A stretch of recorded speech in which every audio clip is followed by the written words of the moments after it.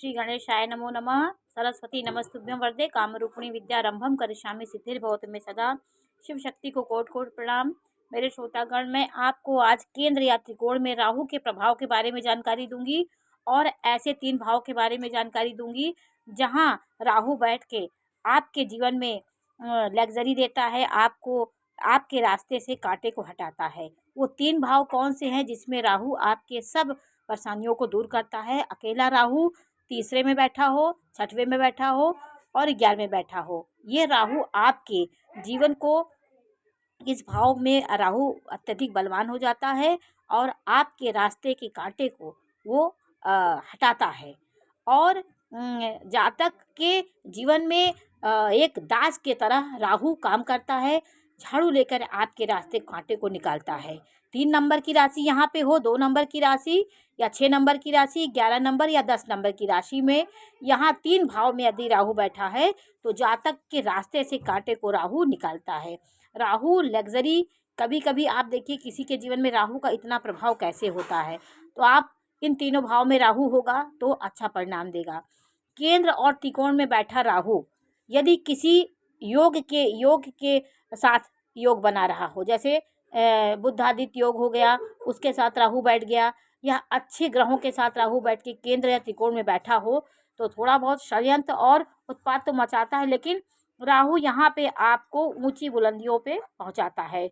तो केंद्र भाव, ये चारों भाव में राहु हो, 6 नंबर की राशि, 3 नंबर की राशि, 10 नंबर और 11 नंबर की राशि में, 2 नंबर की राशि में राहु इन केंद्रों में हो या त्रिकोण में बैठा हो, तो ऐसा राहु आपको जीवन के अच्छा आपको परिणाम देता है। ये राहु आपको कभी भ्रमित नहीं करता और ये राहु आपको अच्छा ही परिणाम देता है।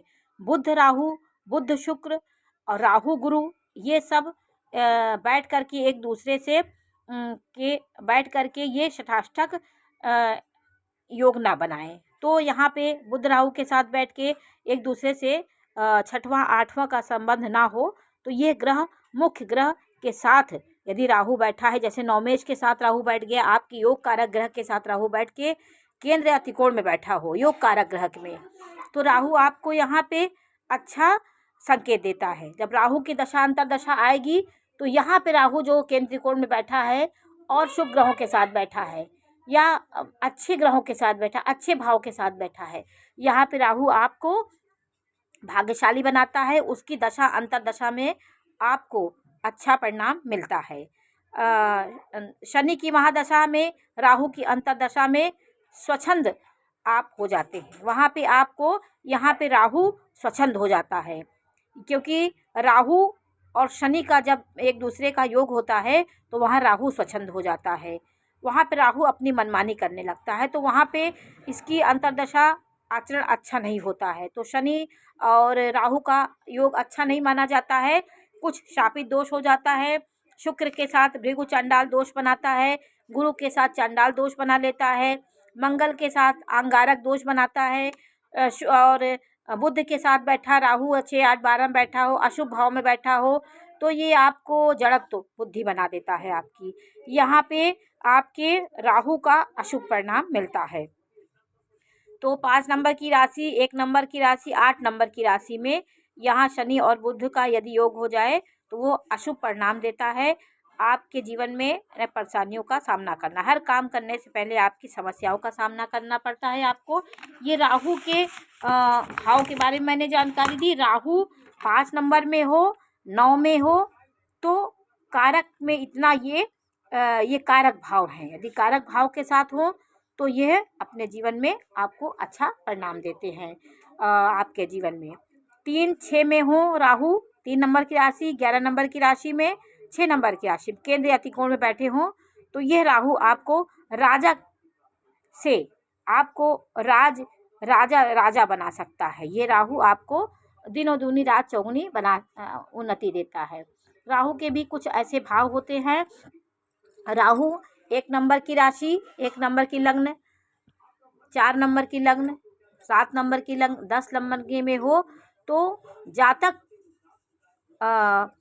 1 मेष राशि, कर्क राशि और 7 नंबर की राशि तुला राशि, मकर राशि में हो बैठा हो यदि राहु, और उसके साथ बुध बैठा हो, तो शुक्र बुध के साथ बैठा हो, जो त्रिकोण या नौमेश का स्वामी हो, तो ये प्रबल राजयोग हो जाता है। आपकी लग्न राशि कोई भी हो, 1 नंबर की, 4 नंबर की, 7 नंबर की और 10 नंबर में हो, तो वहाँ बैठा राहु बुध के साथ बैठा हो और शनि शुक्र वहाँ बैठे हों, ये लग्न हो आपकी जो त्रिकोण का स्वामी हो, तो प्रबल राजयोग का निर्माण होता है। ऐसा राहु आपको बुलंदियों पे पहुंचाता है।